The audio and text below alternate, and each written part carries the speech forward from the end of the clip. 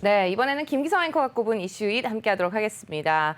어떤 이슈들이 있는지 함께 살펴볼 텐데요. 첫 번째 이슈부터 확인해 보겠습니다. 중국인들이 소비가 한두 군데 빠른 게 아닌 것 같아요. 네네. 네, 특히 해산물 소비가 좀 늘어나고 있다는데 원양어업에 경고등이 켜졌다. 도대체 해산물을 얼마나 소비를 하길래 그런가요? 네, 이 기사는 영국의 가디언지가 보도를 한 겁니다. 그 내용을 볼 것 같으면 중국의 인구가 14억 명 아닙니까? 그렇죠. 그런데 1인당 해산물 소비량을 보면은 1990년도에는 대략 한 11kg 정도였습니다. 그러다가 작년에는 추정치로 대략 한 36kg쯤 되는 걸로 이렇게 추정이 되고 있습니다. 그러니까 대략 한 3배 이상 늘어났다 이렇게 보시면 되는데 그중에 특히 재밌는 게 뭔가 하면은 중국 사람들은 원래 회를 먹지 않았다 그럽니다. 그런데 2010년 전후해 가지고 네. 참치 회 맛에 입맛이 들어가지고 네. 참치 소비가 급격히 늘어나고 있다는 점을 지적을 하고 있는데요.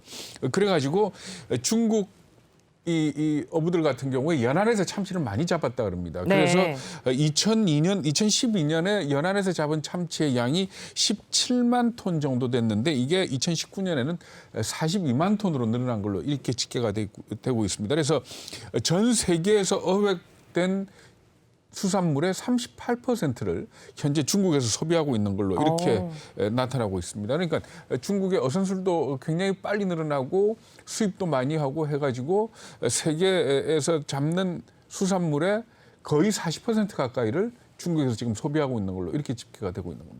네, 예전에 일본 사람들이 중국 사람들이 참치 맛을 알게 될까 봐 겁난다라고 했던 얘기가 네. 생각이 나는데요. 지금 사실 소득이 늘면서 해산물 소비가 늘어난 거를 탓할 수는 없을 것 같습니다. 근데 사실 불법 조업이라고 할까요? 그게 네. 문제죠. 예, 그게 제일 문제다 네. 이렇게 봐야 될 것 같습니다. 그러니까 중국이 공식적으로 밝히고 있는 원양 어선의 숫자는 2,701척입니다. 그런데 영국의 해외개발연구소라는 데가 있습니다. 여기서 뭐를 조사를 했는가 하면은 이 선박들의 숫자를 갖다가 선박 등록이라든지 아니면은 무선 교신을 통해 가지고 이 나라가 과연 어느 정도의 원양 어선이 있는지를 갖다가 추정을 해내는데 네.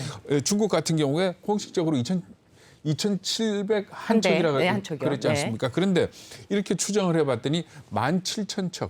그러니까 거의 네. 6배가 넘는 걸로 이렇게 나타난 겁니다. 네. 여기에 대해서 어떻게 분석을 하고 있는가 하면은 일단 등록을 안 하고 원양업을 하고 있는 배가 그만큼 많다는 얘기고 중국 정부가 이 해산물 그러니까 수산물 어획량을 늘리기 위해 가지고 원양업에 대해서 지원금을 주고 있다 그러거든요. 그러니까 이렇게 등록을 하지 않고 이 불법으로 조업을 하는 배가 그만큼 많다 이렇게 보시면 될 것 같습니다. 네, 지금 결국 불법 조업 보면은 뭐 싹쓸이하고 뭐 남맥으로 넘어가는 거 아닌가 이런 생각이 그렇죠. 드는데요. 그러니까 우리나라가 네. 대표적인 피해 국가 중에 그렇죠. 하나다. 뭐 이렇게 얘기해도 틀리지 않을 겁니다. 그러니까 중국 어선 수백 척이 북한해요.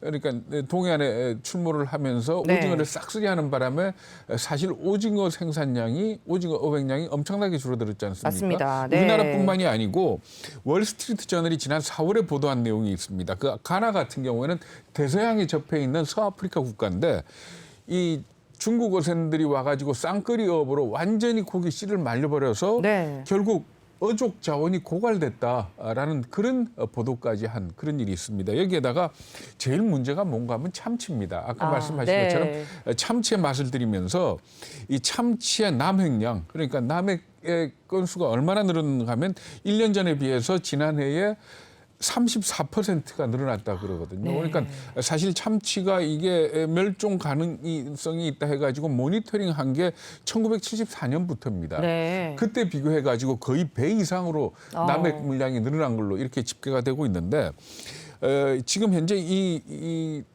참치에 대해서는 사실 국가별로 쿼터가 정해져 있습니다. 얼마나 네. 잡을 수 있다는 쿼터가 정해져 있기 때문에 그 이후에 이 상당히 좀 복원이 된다라는 그런 얘기들을 했었거든요. 근데 중국 어선들이 이렇게 남획을 하게 되면은 이게 모두 다 헛수고가 되지 않겠느냐 이렇게들 걱정을 하고 있는 겁니다. 그래서 대표적으로 이 남획에 대해서 걱정하고 있는 어족 자원이 뭔가 하면 참다랑어입니다. 그러니까 이 참치 종류 중에서 또 가장 맛있다는 네. 그런 어족 아닙니까? 이 경우에는 지금 현재 개체수가 참치류 전체에서도 한 1% 정도에 불과한데 50년 사이에 한 97%가 줄어들었다 그러거든요. 세상에. 네. 그러면서 중국이 지금 현재 이 어종을 갖다 집중적으로 남획을 하고 있기 때문에 아무래도 정말 멸종하는 거 아니냐 이런 얘기까지 나오고 있고요.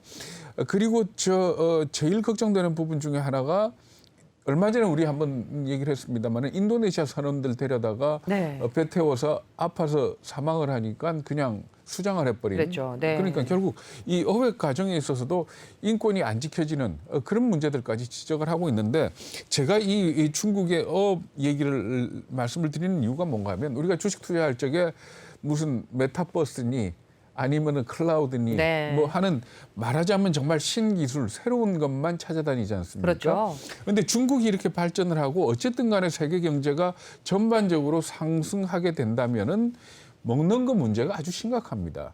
그렇기 때문에 우리나라 같은 경우에는 이 사실 양식이나 아니면은 이 농장이나 이런 데 대해서 스마트 기술이 굉장히 발달돼 있는 나라 중에 하나거든요. 그러니까 사실 주식을 투자하시면서 이 1차 산업 부분, 그러니까 IT 기술과 접목한 1차 산업 부분에 대해서도 좀 관심을 가져보는 게 필요할 것 같다. 라는 그런 말씀을 드리려는 겁니다. 네, 말씀 잘 들었습니다. 안 그래도 뭐 일본의 원전 유출 때문에 좀 고민이 많은 차이에 또 중국에서 또 참치를 또 싹쓸이해 간다는 그런 소식이 좀 이슈가 되는 것 같습니다. 두 번째 이슈도 좀 살펴볼 텐데요. TSMC 잘 기억을 하고 계실 것 같습니다. 일본에 또 차량용 반도체 공장을 지을 거라는 보도가 나왔죠. 네, 그렇습니다. 미국의 그 자동차 전문 매체인데 오토 에볼루션이라는 그런 매체가 보도를 한 내용입니다. 뭔가 하면은 TSMC하고 도요다, 미쓰비시가 합작을 해가지고 일본 내다가 자동차용 반도체 공장을 설립하는 것을 검토하고 있다. 이런 내용입니다. 다만 각자가 돈을 얼마나 내서 합작 회사를 만들지 그리고 합작 회사를 어디다 둘지는 아직 미정이지만은 합작 회사를 만드는 부분을 상당히 적극적으로 검토를 하고 있고 일본 자동차 업계에서는 아마도 연말 이전에 구체적인 계획이 나올 것 같다. 라는 그런 얘기가 나오고 있습니다. 지금 사실 우리나라 같은 경우에는 삼성하고 현대가 미래차 반도체 개발을 하기로 그 합의서를 썼지 않습니까? 그렇죠. 네. 이런 측면에서 볼 적에 상당히 위협적인 부분이다 이렇게 보는 게 옳을 것 같습니다. 네. 또 일본과 대만의 반도체 합작이 이제 확대되고 있다면서요. 그렇죠. 몇 번 네. 말씀드렸지만 그러니까 첫 번째 나왔던 얘기는 R&D 센터였죠. 네, 그러니까 그렇습니다. 이바라키현 스쿠바시에다가 이 TSMC가 R&D 센터를 짓겠다 이렇게 얘기를 했고 거기 들어가는 돈의 절반을 갖다 일본 정부가 지원하겠다 해서 대만이 반도체에 있어서 일본하고 손을 잡는구나.